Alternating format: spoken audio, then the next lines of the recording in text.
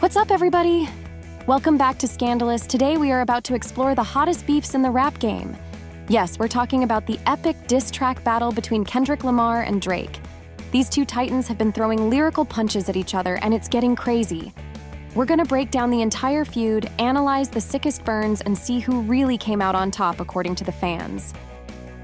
The Firestorm. Kendrick Lamar versus Drake. This lyrical showdown sent shockwaves through the rap game and left fans dissecting every word, beat, and hidden meaning. Buckle up as we break down the history, analyze the fire bars, and explore the psychology behind this clash of the titans. The Simmering Pot. A history of hints. This wasn't a sudden explosion. For years, fans noticed subtle jabs and cryptic messages exchanged between Drake and Kendrick. Maybe a comment in an interview that seemed a little too pointed, or a verse with a double meaning that just felt directed at the other. Then came Drake's song, First Person Shooter, where he possibly referenced himself, J. Cole, and Kendrick as the big three of rap. This seemed to be the spark that ignited Kendrick, leading to Kendrick drops the mic. Not like us.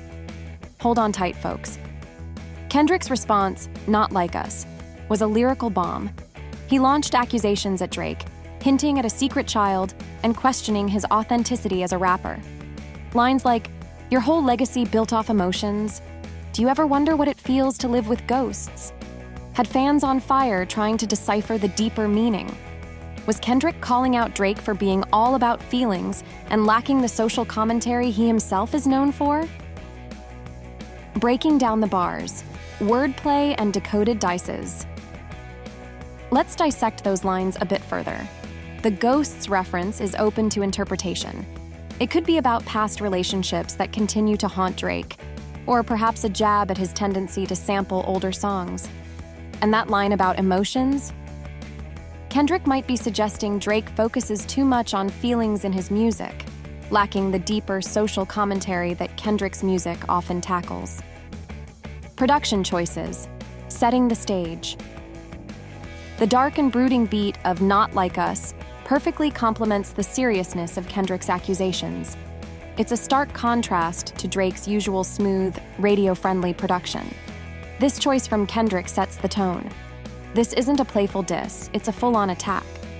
The aggressive, almost menacing production emphasizes the weight of the accusations and the potential fallout. The psychology of the diss track. Why do we care? This beef goes beyond just two rappers hurling insults.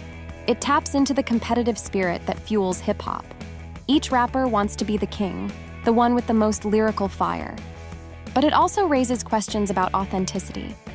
Is Drake being fake by focusing on emotions? Is Kendrick just trying to tear someone down to build himself up? These are the questions that keep fans debating and dissecting every word.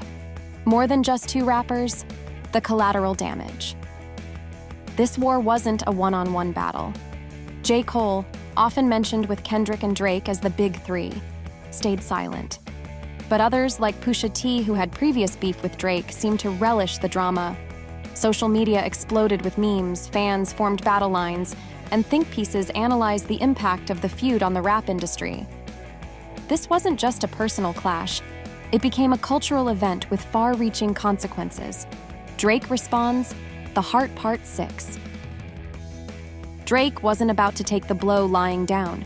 He countered with The Heart Part 6, taking a different approach.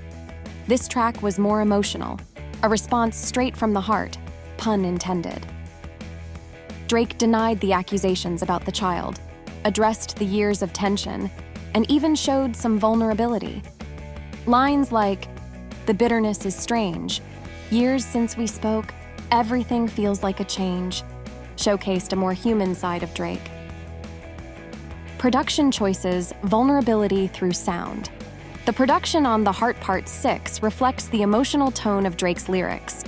The smooth piano chords and soulful samples create a melancholic atmosphere, allowing Drake's vulnerability to shine through. It's a stark contrast to the aggressive soundscape of Not Like Us, highlighting the difference in their approaches. Delving deeper, analyzing specific lyrics. Let's take a closer look at a specific line from Drake's track. "They say I dropped the ball on that one." Admittedly, I slipped, I fell off, I was young. This line could be interpreted in multiple ways. Drake might be acknowledging a past mistake related to the child accusations, or he could be referring to a perceived misstep in his career. The ambiguity adds another layer to the song, inviting fans to unpack the meaning for themselves. The psychology of vulnerability, a different kind of power. Drake's decision to be vulnerable in his response is a fascinating twist in the psychology of this beef.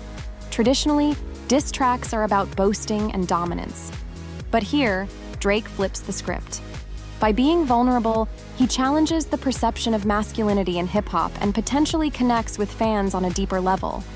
It forces them to question who they're rooting for, the aggressive Kendrick or the emotionally exposed Drake? Beyond the bars. The psychology of rappers and beef.